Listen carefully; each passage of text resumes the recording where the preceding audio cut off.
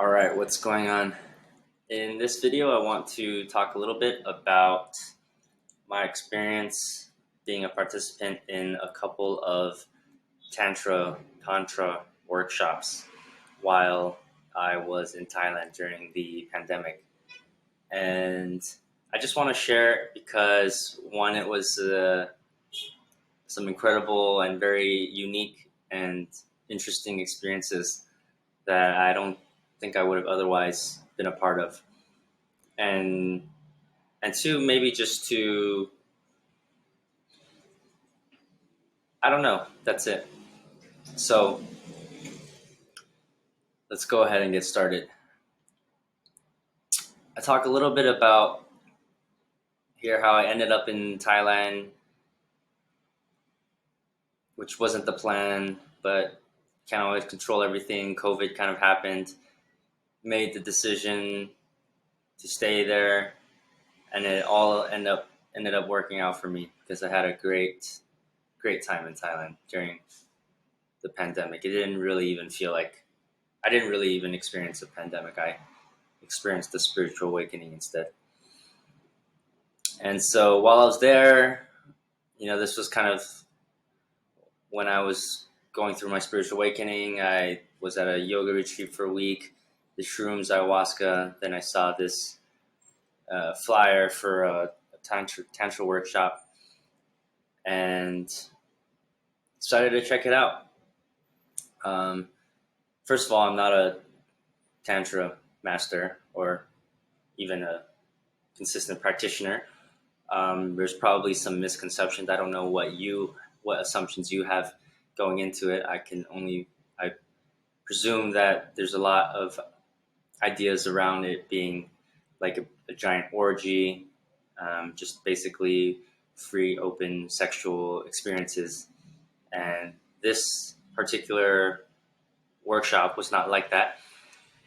It was called Tantra from the Heart, and I would summarize it as, and it's been a while since I did it, but as being present of it is about also embracing your sexual energy, but not just in terms of like having sex with everyone. It's in terms of using it as your life force energy, as the energy of creation, and channeling that energy into your life and feeling alive, feeling creative, and so awakening that energy without necessarily just engaging in sexual practices. But again, this was just the specific workshop and facilitator that I had. And so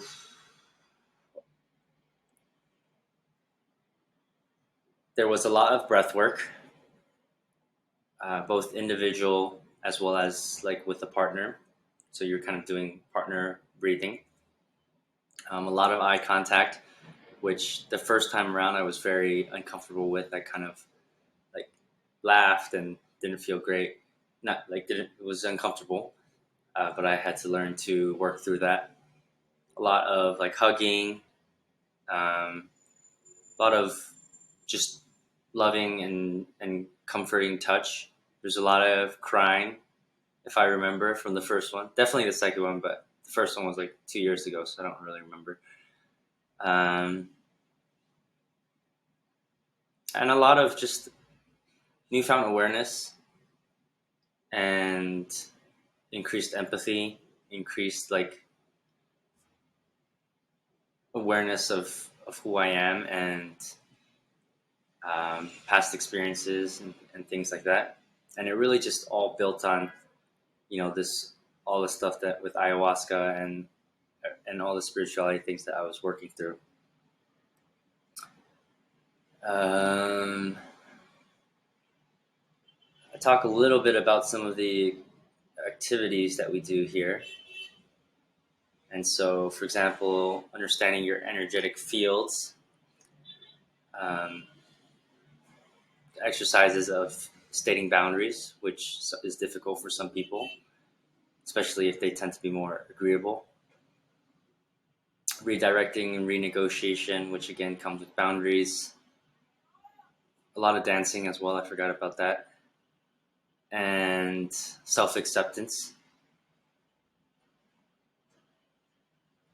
A lot of, not a lot, but some massage as well incorporated. Again, physical touch, not necessarily sexual, but just to help create that energy.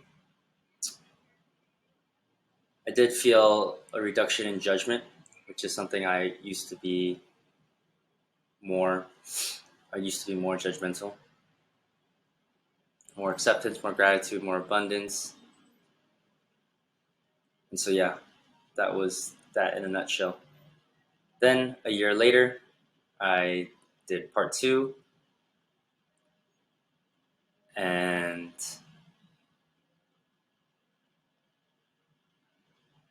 this is just the long stream of consciousness.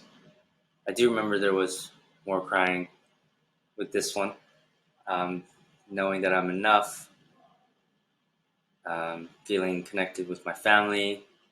We did the forgiveness ritual, which is something I really enjoy, to release any kind of built up uncomfortable emotions regarding specific experiences in the past. And continuing with forgiveness, law of attraction.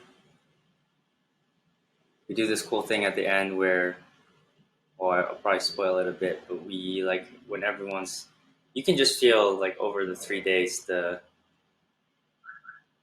walls break down, and kind of like that bonding serotonin, oxytocin, endorphin energy just rise. Like everyone is just glowing at the end of this thing because we spend so much time just being present, breathing, and connecting. And it's a really beautiful experience. So, anyways, yeah, I just wanted to share that. If you ever come across a workshop or a retreat like this, myself and Vicky, we hosted a couple, and she's hosting some more now with women back in Canada. But of course, you have to be careful with, who is the facilitator and what they're exactly doing, and you need to get a gauge for them, because as in any world, there's predators and whatever.